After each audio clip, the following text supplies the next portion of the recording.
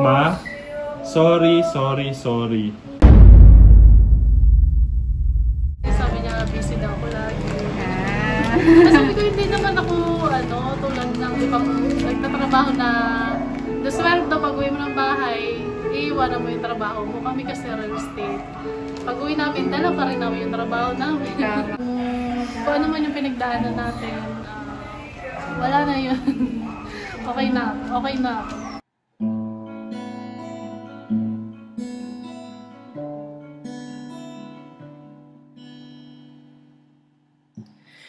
Uulit-ulitin ko sa'yo ang nadarama ng aking puso. Hi! Pasok. Kami po yung magti-tripping. Hi, ma'am! Ano pong name niyo, ma'am? Ikaw sa Jojo B. Hi, Ma'am Giselle. Kayo po si Ma'am Giselle. Meron pong mga regalo para sa inyo na iaabot po namin. Okay lang po ba, ma'am? Diyan po kayo sa gitna. Dito po kayo sa center, ma'am. Kung okay lang po. Ayan. Pasok mo yan. Sige, ma'am. Huwag kang kabahan, ha? Kinakabahan niya ako sa iyo mo. Ayan. Ma'am Giselle, magandang araw po. Naparito kami kasi meron po mga regalong padala po para sa inyo. At bago yon, magpapakilala po muna kami. Kami nga po pala ang Mac and Mouse Gift Shop. Ayan. At dahil dyan, ma'am, isa-isay na po natin. Huwag na natin patagalin, no? Meron po kayong balloons!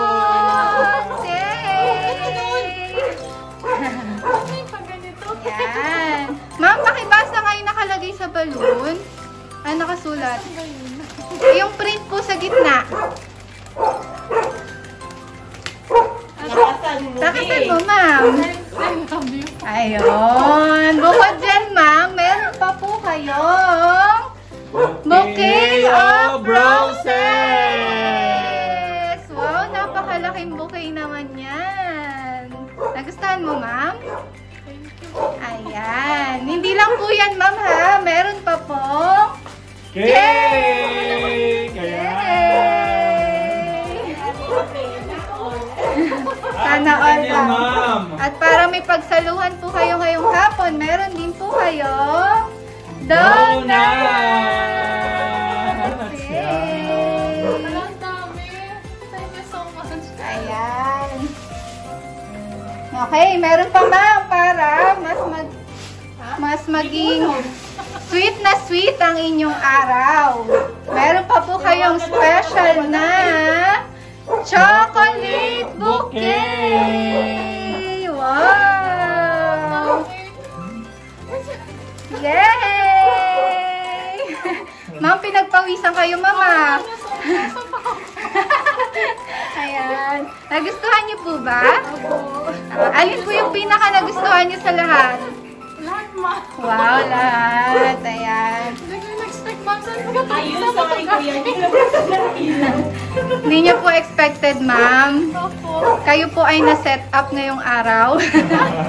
Ayan. Ma'am, actually, ma'am, meron po talagang nagpadala sa amin dito para iabot yan. At yung taong yun, ma'am, meron din po siyang sulat para sa inyo. Meron po siyang gustong sabihin. Sarado na natin para hindi marinig yung aso. Ayan. Sige, close mo na lang kuya. Babasahin po namin yung sulat po niya para sa inyo.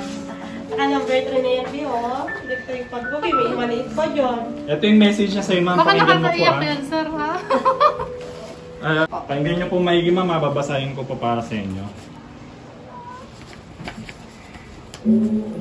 Sabi niya dito, ma'am, sorry. Kung may nasabi man ako na nakasakit sa'yo. Sorry kung minsan selfish husband ako sa'yo. Sorry kung may mga pagkukulang man ako sa'yo at sa mga anak natin. Kayo lang ang meron ako. Sorry talaga. Bika, bibi. Ang init. I will do my best dito sa abroad para sa inyo. I love you so much at mag-iingat ka palagi. Nagmamahal, Papa Labs ng Saudi. Yan! Yeah! Ito, ma'am. Sulat mo. Ito yung sulat. Ma'am, in-expect niyo po ba na may ganitong padala sa inyo? Hindi po. Balita namin, ma'am, may pinagdaanan po kayo. Kaya po, malayo si Sel. So, ito lang po yung pagkakataon niya na ma-express niya yung pagmamahal tsaka yung paghingi niya ng sorry. Yes po. Baka may sagot po kayo sa mensahe niya. Okay lang po, isipin niyo po walang nakikinig. Okay na po. Sige, ma'am. Ano po masasabi niya sa surprise niya po para sa inyo? Thank you pa. Na-surprise ako. Iniisip ko kanina kung sino. Sabi ko, bakit may pa ganun? Yun lang po. Thank you so much. Ma'am, baka may sagot po kayo sa paghingi niya ng sorry. Huwag na, ma'am. Okay lang po yan. Thank you pa. Na-appreciate ko yung ginawa mo. Yung, kung ano man yung pinagdaanan natin. Wala na yun. Okay na. Okay na. Ayun. Nakabawi ba si Sir kahit papano? Nakabawi po ba si Sir kahit paano? Ayun. Yay! Buti naman, ma'am. Nakabawi si Sir. Happy po. Hindi ko ngayon alam kung paano kayo ito. So, ano po, natuwa po talaga kayo sa surprise. Wala po kayong idea, ma'am? Wala po. Wala. Hindi po kayo kinutuban kay Ma'am Joanne? Magaling po ba siyang kasabwat? Yes, Barbie! Wow! Si Ma'am Joanne po yung aming kasabwat. Siya po yung naging tulay para po magawa namin ito at magawa ni Sel. Ma'am Joanne, dito ka! Wait lang po. Ay, ma'am, tabi ka sa kanya, ma'am. Baka may message po kayo. Ay, napasali pa tuloy. Yes! Ayun. Kasi sabi ko, nagulat lang ako, nag-chat sa akin nung gabi. Sabi ko, Lo, first time ko maging kasabwat. Hindi pala ako pumunta dito. Wala, pupunta ka. At sabi ko nga pupunta, sabi niya, sure ka pupunta? Sabi ko, pupunta yun. Kasi pag nag-uusap kasi kayong dalawa, kung sa'yo pupunta siya. Lalo na kasi may mapa-print out din siya, natapat din. Kaya sabi ko, sana naman next time kasi, huwag ganon. Kasi nagtatrabaho lang naman doon. Baka may payo kayo sa kanila, ma'am, na mag-asawa. Siguro, ano lang. Biglang nagkaroon ng payo tuloy doon. Siguro, Ayun mo tiwala lang. Kasi syempre, mga long distance relationship ko sila. So, ang isa nasa abroad, isa nasa Pinas. So, mahirap yun yung tiwala talagang kailangan sa kanila doon.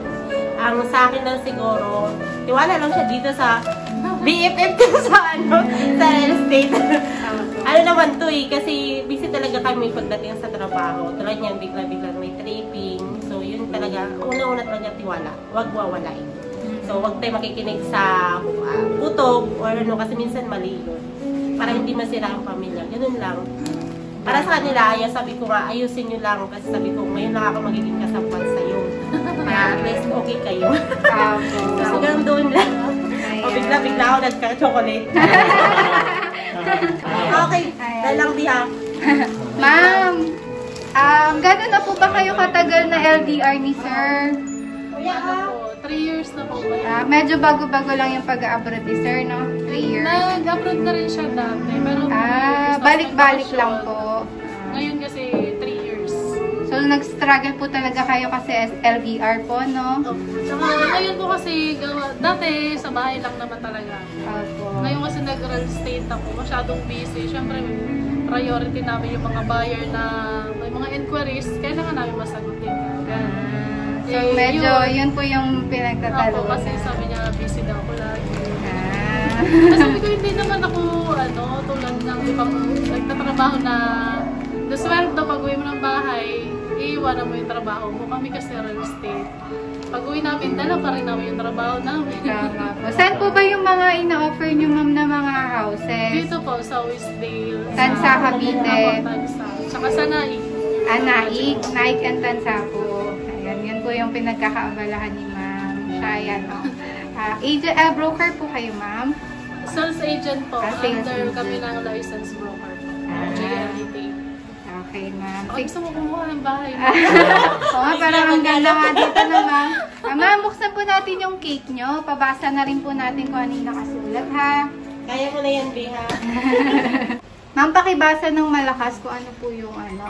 Ayan, ma, sorry, I love you.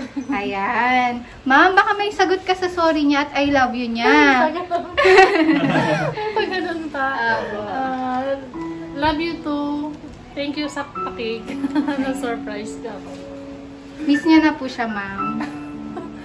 Miss na po, pero syempre, ganun talaga pagka LDR. Ano lang, kailangan maging malawak, di ba? Ma'am, baka may paalala ka na lang habang malayo kayo sa isa't isa. Yes, Ilang ma'am. taon pa po ba yung bubuon no ni Sir 1 year doon? na lang po. Ay, 1 year. Baka po may mga paalala na lang po kayo. Ingat ka palagi dyan pa. Tiwala lang. Busy Sabing- lang talaga lagi sa trabaho. I love you pa. Sa gabi araw, ikaw ang nais ko. Sabi na ay natatanaw.